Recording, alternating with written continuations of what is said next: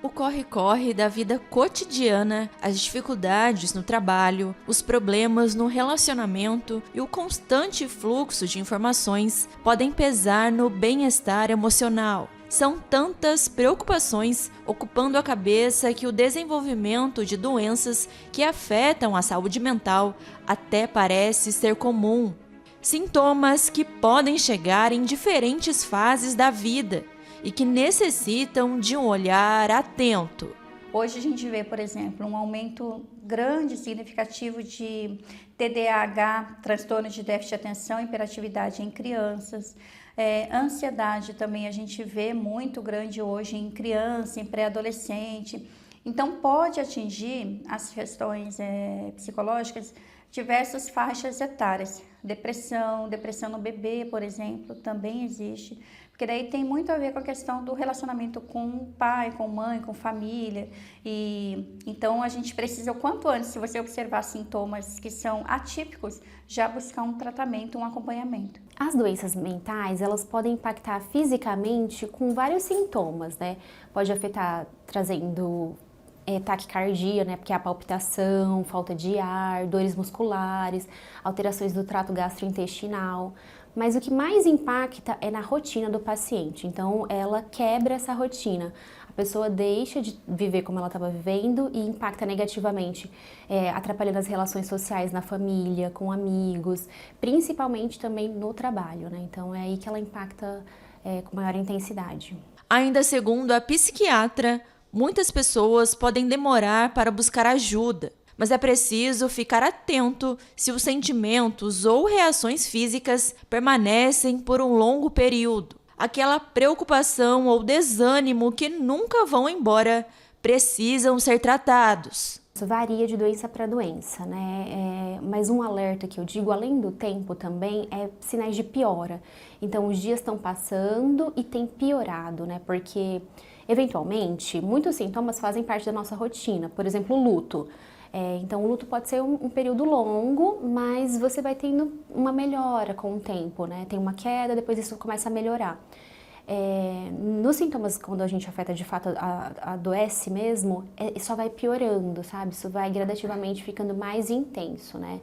Eu tento, assim, é difícil determinar um tempo, mas eu começo a pensar, assim, tipo, mais de 15 dias, por exemplo, de tristeza, a gente já fica mais alerta, né? Ou de sintomas intensos de ansiedade. Então, pra gente começar a ficar mais de olho, nossa, isso tá se arrastando. Em relação ao tratamento, a parceria entre psicólogo e psiquiatra pode tornar os resultados ainda mais positivos ao paciente. O tratamento multidisciplinar que a gente fala, ele é muito mais efetivo.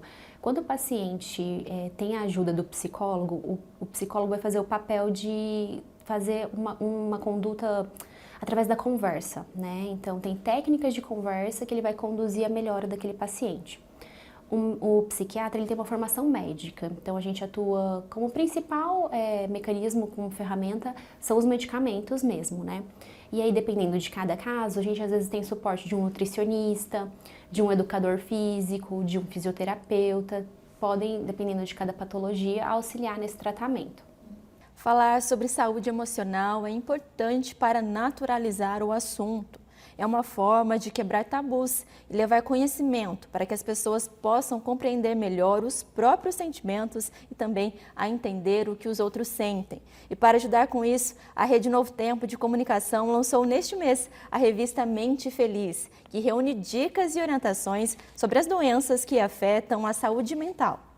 O Dr. César Vasconcelos é o autor da revista. Ele é psiquiatra e escreveu o conteúdo com base na experiência clínica e nos relatos mais comuns que houve no consultório. A leitura do material pode auxiliar quem tem algum tipo de transtorno mental, mas é importante procurar ajuda profissional para cuidar da saúde. A Organização Mundial da Saúde prevê que em 2030 a depressão deverá ser, infelizmente, a primeira doença do mundo.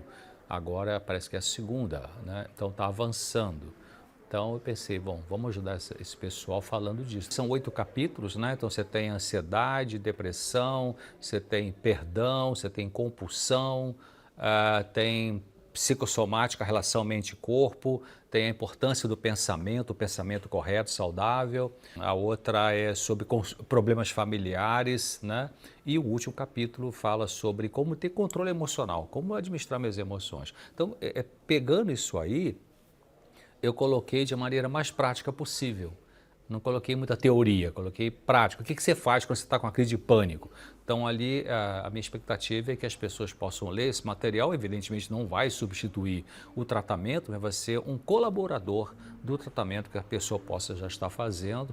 Ou quem vai ler que não tem sofrimento emocional importante pode ler e ajudar alguém que tem sofrimento e que pode ser beneficiado pela revista. Porque quanto antes a pessoa conseguir ter um diagnóstico fechado, melhor é. Porém, o diagnóstico a gente não pode buscar somente nos livros, né?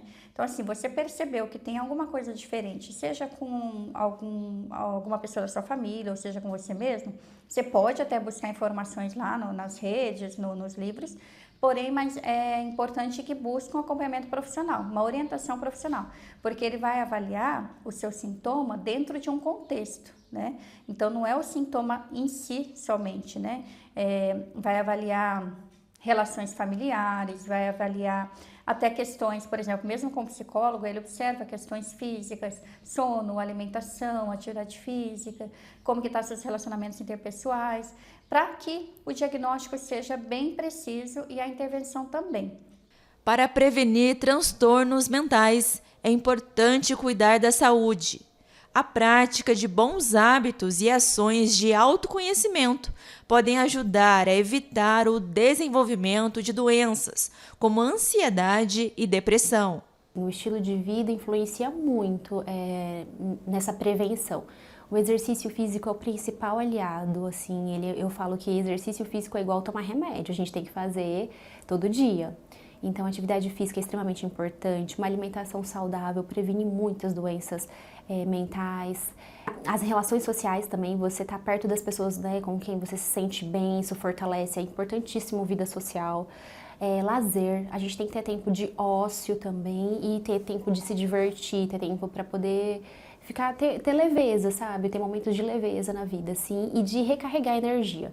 Eu sempre falo, a gente tem que saber extravasar o estresse, dar uma vazão para ele, então a atividade física entra ali como um fator importante, mas a gente precisa também recarregar essa energia, a gente recarrega através de atividades prazerosas, né?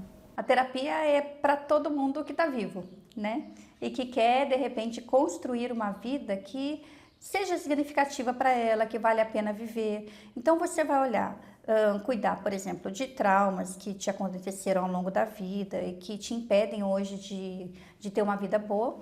Como você vai olhar também para o seu futuro. Então, assim, sei lá, eu quero uma profissão, mas eu não sei que profissão eu quero escolher.